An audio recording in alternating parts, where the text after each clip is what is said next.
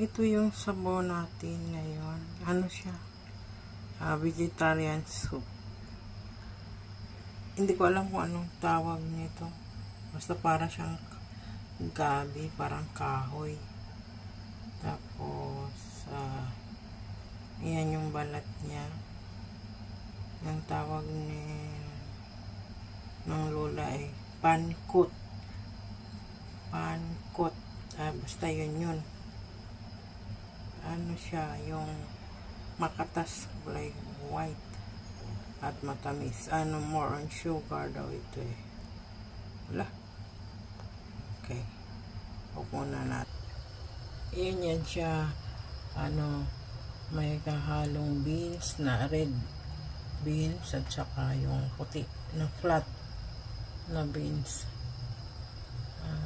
Bean tao at saka hong tao. 2 hours. Ako 2 oras akong nagmobile nito, pero yung amo ko 1 oras lang daw. Hindi ginagawa ko 2 oras para yung katas niya ay talagang makuha. Ayan. Saan ba yung sandok? Hindi nyo makakita yung loob. Yan siya, yan siya. Pankot. Yung takot sa mga karne-karne, yan ang sabaw. Okay.